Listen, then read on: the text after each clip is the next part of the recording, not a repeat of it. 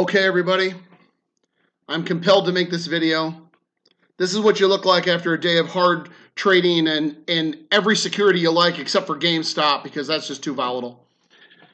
And this guy from Robinhood is, what's the term I'm looking for? He's an ass clown.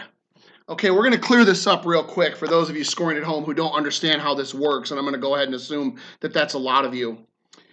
His weak justification, I heard him say, we needed to make sure there was enough liquidity to settle trades. So are you saying that you actually use segregated customer accounts for means other than holding of positions? Because if that's true, you're not a brokerage firm, you're a Ponzi scheme, and you ought to go into the trash heap of history along with full tilt poker, by the way. But if that's not what you're saying, then that just means you're straight up lying, because let me explain to you people how it works, okay? We've traded futures for a long time. Here's a quick and dirty example. A futures contract right now of soybeans contains 5,000 bushels of soybeans. The prevailing price at the moment is somewhere around $13 a bushel. That means that contract is worth $65,000 of value. You can trade it for somewhere around $3,000 of margin. Margin is like a security deposit, which means that you are leveraged 96%. Now, as the price of soybeans moves during the day, nothing happens. Let's say you're long a contract, and the price goes up and the price goes down, and the price goes all the way down to $12, and technically you could be losing $5,000. You've only put up $2,800, $3,000. But then the price goes all the way back up, and before the end of the day, you're only losing $100. So no problem, right? That's called mark to market. At the end of the day, that's the real price. This guy actually liquidated people's holdings in the middle of the day at the bottom of the market because he said they had liquidity problems. If these were margin accounts, it's illegal because you can't do that until you know where the price settles. And by the way, the price settled at $193 and change. One person got liquidated 4,500 shares at $1.18, which means he cost this one person about $400,000. Right now, he is being sued by several people, and he is going to be questioned by Congress. I think the least is going to happen to this guy is he's going out of business. The best possible thing is he's going to prison.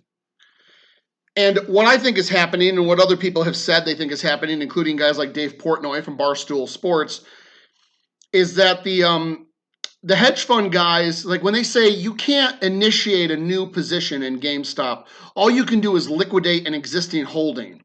Well, if you're already long and the only thing you're allowed to do is sell out, okay.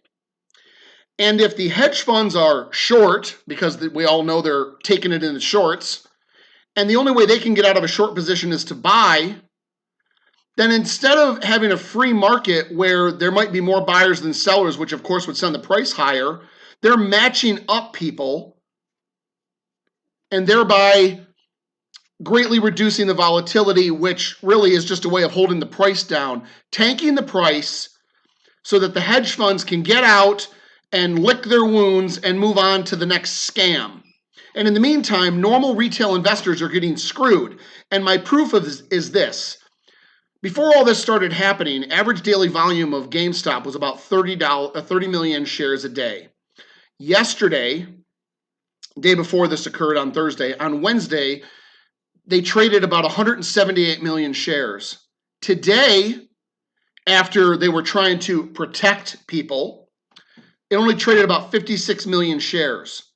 That's called being artificially held down by not letting the free market forces work. So I'm not sure what's going to happen to these guys. Maybe nothing, but maybe they're not as important as Bear Stearns or Smith Barney or any of these other guys. Maybe they're just going to let these guys swing. And that's what I hope happens, because this idea that they're trying to protect people with liquidity issues is ridiculous. And the idea that they can just sell people out in the middle of the day is completely outrageous. Now, they also said Interactive Brokers did the same thing, and I've had a bad experience with them years ago. They are garbage, and I wouldn't use them if you paid me.